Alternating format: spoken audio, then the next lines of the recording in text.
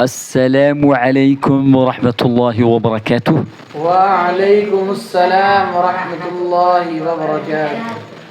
الحمدللہ تختی نمبر اول مفردات میں سے الف سے شروع کر کے میم تک مکمل کر چکے ہیں.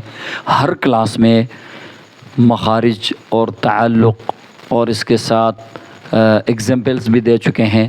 تو آج کی کلاس میں انشاءاللہ تعالی ہم آپ کو بتانے جا رہے ہیں نون کے بارے میں کہ نون کے اندر کتنی باتیں ہیں, نون کو کتنے لمٹ میں کھینچ کے پڑھنا ہے, اس کو موٹا پڑھنا ہے یا باریک پڑھنا ہے, اس کے ساتھ ساتھ نون کا تعلق کن حروف کے ساتھ ہے اور نون کا مخرج کیا ہے. اگر نون ٹھیک ہو جاتا ہے تو آگے کتنے لفظ قرآن مجید کے صحیح ہو جاتے ہیں.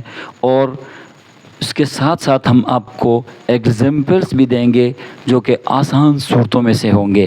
تو بلا ناغہ ہم اپنے کلاس کا آغاز کرنے جا رہے ہیں تعوذ اور تسمیہ کے ساتھ. تعوذ اعوذ باللہ من الشیطان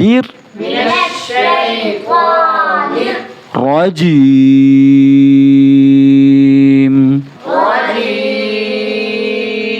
تسمیہ بسم اللہ الرحمن الرحیم.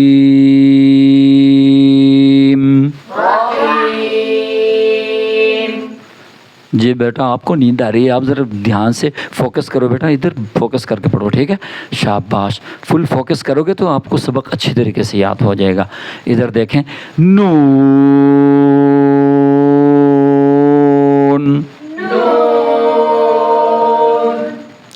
نون کو 3 الف کے برابر کھینچ کے پڑھنا ہے اور نون کو باریک کر کے پڑھنا ہے.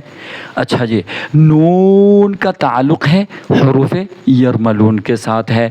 اب حروف یرملون کسے کہتے ہیں ہم آگے جا کے کلاسوں میں آپ کو تفصیل سے بتائیں گے. اور یہ نون کا مخرج جو ہے ادا کہاں سے ہوتا ہے یہ بھی ہم اب اس کلاس میں آپ کو بتانے جا رہے ہیں. زبان کی نوک سامنے والے اوپر دانتوں کے مسوڑوں کے ساتھ لگنے سے نون ادا ہوتا ہے. نون ادا ہوتا ہے زبان کی نوک سامنے والے اوپر دانتوں کے مسوڑوں کے ساتھ. یہ آپ کے دانت ہیں, یہ پیچھے مسوڑے ہیں, ان کے ساتھ لگ کے نون ادا ہوتا ہے. لیکن نون کو پڑھتے ہوئے ایک چیز کا دھیان رکھنا ہے, وہ یہ ہے کہ آواز کو منہ سے نکالنی ہے اور ناک سے بچانی ہے. نون کر کے پڑھنا ہے, ایسے نون کر کے نہیں پڑھیں گے تاکہ آواز ساری ناک سے نکل آئے. نہیں جی, ہم نے منہ سے آواز نکالنی ہے اور ناک سے آواز کو بچانی ہے. اور اس کے ساتھ ساتھ اگر نون ٹھیک ہو جاتا ہے تو قرآن مجید کے کئی الفاظ جو نون کے ساتھ شامل ہیں وہ ٹھیک ہو جائیں گے. تو انشاءاللہ تعالی ہمارے ساتھ آپ اس کلاس کو لے کے چلیں گے. اور نون کا تعلق حروف یرملون کے ساتھ ہے اور 3 الف کے لمٹ میں اس کو کھینچ کے پڑھنا ہے. نون کے ساتھ 2 لفظ اور پیچھے ہم پڑھ کے آئے ہیں جو کہ ایک را ہے اور دوسرا جو لفظ ہے وہ ہے لام, اور تیسرا ورڈ یہ ہے نون.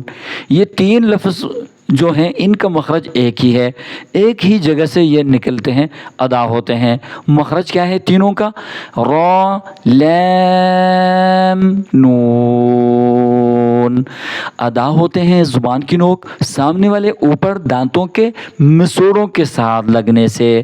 ایک گروپ وائز مخرج ان کو کہتے ہیں کہ ایک ہی جگہ سے ادا ہونے والے الفاظ.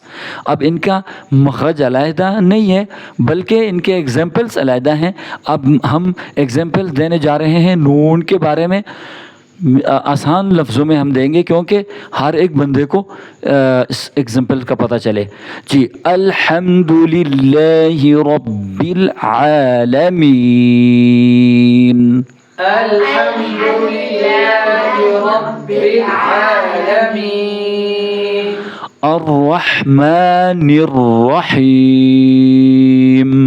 الرحمن الرحيم. ماشاء اللہ. یہاں پہ ہم نے پڑھا کہ رب العالمین کے آخر میں نون ہے اور الرحمن الرحیم نون ہے. جب ہم نیر پڑھتے ہیں تو ہمارے جو زبان ہے، زبان کی نوک اوپر دانتوں کے مسوڑوں کے ساتھ لگ کے یہ نون ادا ہوتا ہے. کہنے کا مقصد یہ ہے کہ ایک مخرج آپ کو یاد ہو جائے اور ایک ایگزامپل آپ کو پتہ چلے ایک ایگزامپل کے بارے میں، تو قرآن مجید میں ہزاروں ایگزامپلس آ جائیں گے. تو ان ایگزامپلس کو آپ نے خود ٹھیک کرنا ہے. تو انشاءاللہ تعالیٰ اللہ سے امید ہے کہ آپ ہمارے کلاسوں کو روز دیکھ رہے ہوں گے اور ہمارے ساتھ چل کے اپنے مخارج صحیح کر رہے ہوں گے انشاءاللہ. اور اللہ تعالیٰ سے امید ہے کہ اللہ تبارک و تعالیٰ آپ کی اس محنت کو، اس سننے کو اور ہمارے پڑھانے کو قبول و منظور فرمائے، اور اللہ تبارک و تعالیٰ قرآن مجید کو صحیح پڑھنے، اس پر عمل کرنے اور اس کو غائبین تک پہنچانے کی توفیق عطا فرمائے. اور اگلے کلاس میں آپ سے ملاقات ہوگی.